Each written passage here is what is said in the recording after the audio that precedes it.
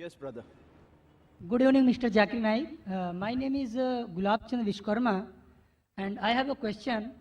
Bakrid is very Kareeb, very near this time, and the Muslim faith believe that on the occasion of Bakrid, they sacrifice the goats, buffaloes, and cows, and all that. And according to the Islam, insaniyat and humanity is very important, and every faith should be pity and kind on animals and human being and all that. Then if they believe in this, then why they give the sacrifice of goats, cows and buffaloes on the occasion of Bakrid? Whether they should do it, whether it is in favor of humanity or insaniyat. Brother asked a very good question, that why are we sacrificing goat on Bakrid? If it's not a Bakrid, can we sacrifice goat? No. Any animals, No, can we sacrifice goat if there's no Bakrid? They sacrifices, they kills. I'm asking you the question, that means if no Bakrid, if we sacrifice the animal, it is allowed? No. Generally, why do you? Other So our occasion direct also. question, why do you have non-veg? Correct? No, I'm not getting what you are saying. Your main question is, why do you have non-veg? Why do you have meat? Actually, I want to say on the occasion of Bakrid and other occasion as well. Oh, okay. On I'll the answer other both. occasion as well. On the occasion of Bakrid, Allah says in the Quran in Surah Hajj, chapter number 22, that the blood and the meat does not go to Allah, it is your piety which goes to Allah. So unlike other religions, in other religions when they sacrifice the goat and keep it in the altar in the name of deity. And who eats? God Almighty eats. In Islam, when we sacrifice, what do we do? 1/3 compulsory minimum we have to give to the poor people. 1/3 we have to give to the relatives and friends. 1/3 you can keep for yourself. So maximum you can keep is 1/3 for yourself. If you want to give full in charity also you can give. So when we are sacrificing, what are we doing? We are benefiting the humankind. We are giving them food to eat. Now giving food to eat is good or bad, brother?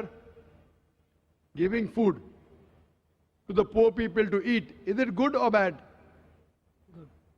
In humanity, is it good or bad? Good. So therefore Islam is a religion of humanity. Now you may ask the question, what about killing animals? It's good for humanity, but what about animals? In short, a Muslim can be a very good Muslim even by being a pure vegetarian. It's not compulsory in Islam that you should have non-veg, but since Almighty God has given us permission to have non-veg, why should we not have non-veg?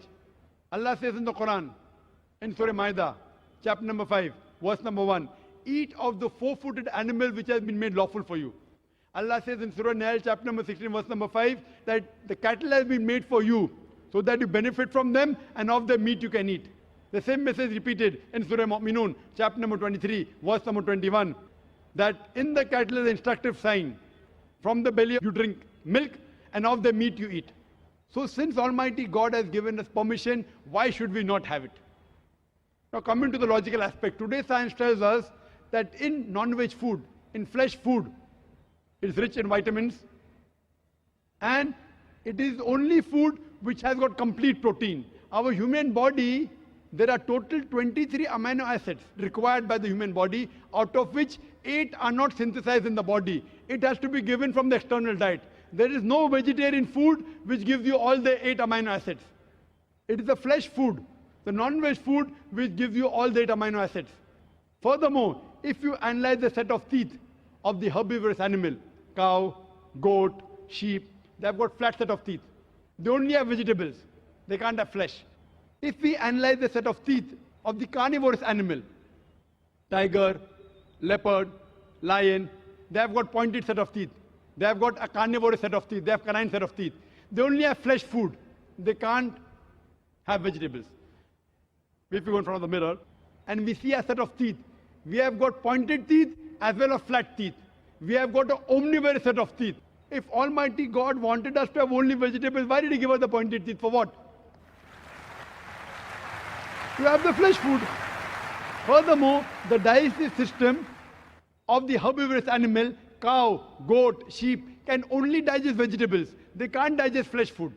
The digestive system of the carnivorous animal, tiger, leopard, lion, can only digest flesh food. They can't digest vegetables. but the digestive system of the human being has got small intestine and long intestine. We can digest vegetable as well as fresh food. If Almighty God wanted us to have only vegetables, why did He give our digestive system we can digest both? Furthermore, there is a misconception that Hindus should not have non-veg. It's misconception. If you read the Hindu scriptures, it's mentioned in Manusmriti, chapter number 5, verse number 30, that Almighty God created some animals to eat and some to be eaten. If you eat the animals that have been created to be eaten, you're not doing a sin. It's mentioned in Manusmriti, chapter number 5, verse number 31, that Almighty God has created some animals for sacrifice. So if you kill the sacrificial animal, you're not doing a sin. It is mentioned in Manusmriti, chapter number 5, verse number 40, that killing in sacrifice is not a sin. There are various references in the Hindu scriptures and the Vedas that the sages and sons, they had non-veg, they even had beef. If you read Mahabharat Anushasan Parv, chapter number 88, you know the story of the Pandavas. You know Pandavas? 5 brothers. The eldest brother Yudhishthir, he asks Bhishma that what should we give in yagna, in puja, so that our ancestors will be satisfied. So Bhishma replies that if you give herbs and shrubs and vegetables, our ancestors will be satisfied for 1 month. If you give fish, for 2 months. If you give meat, for 3 months. If you give hare, rabbit, for 4 months. If you give goat, for 5 months. If you give bacon, for 6 months. If you give birds, for 7 months. If you give deer, 8 months. And the menu continues. If you give buffalo, for 11 months. If you give cow, our ancestors will be satisfied for 1 full year. And if you want your ancestors to be satisfied inexhaustibly, give red meat of goat or a rhinoceros. Who says that? Bhishma to Yudhishthir. The full menu is there. Vegetables, fish, rabbit, goat, everything is there. Buffalo, cow. So even in Hindu scriptures, eating non-veg is permitted. It is many of the Hindus, because they were being influenced by other philosophies of ahimsa, they started practicing it. And these people who follow ahimsa, that's non-violence, not killing any living creature, if any human being can lead a life without killing living creatures, I'm for it. What they say, killing animal is a big sin because they're life. Killing life is prohibited. Today science is advanced and we have come to know that even the plants have got life. So by eating vegetables, you're killing life also. But the logic has changed. No, we understand that the plants have got life, but the plants can't feel pain.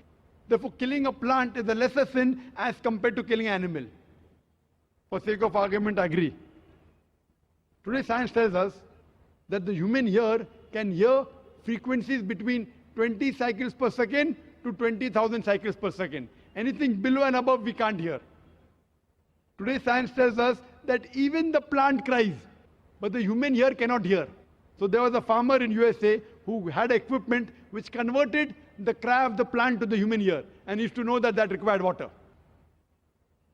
Someone will say, okay, fine, I agree that the plant can feel pain, but you know, it has got 2 or 3 senses less. Therefore, killing a plant is a lesser sin as compared to killing an animal which has got 5 senses. For sake of argument, I agree that plants have got 2 senses less as compared to the animal. I am asking you a question. That suppose your brother, God forbid, if he is born deaf and dumb, and when he grows up, someone comes and kills him. So will you go and tell the judge, me Lord, give the murderer less punishment because my brother, he was deaf and dumb? Will you say that? You will tell the judge, give him a bigger punishment. My brother was masoom. He could not hear, he could not speak. So in Islam, it does not work like that. 2 senses more, 2 senses less. Allah says in the Quran in Surah Baqarah chapter 2 verse number 168, eat of the good things we have provided for you. What is good, what is tayyib you can have. And furthermore, I personally have got no problem. If the non-Muslim don't want to have non-veg, I have got no problem. Personally. Only when they tell me it's a sin or you tell me it's against humanity, I give the reply. Personally, if the non-Muslims continue having vegetarians, good for me. If all the non-Muslims start having non-veg, then the price of mutton and beef will go high. Personally, I've got no problem.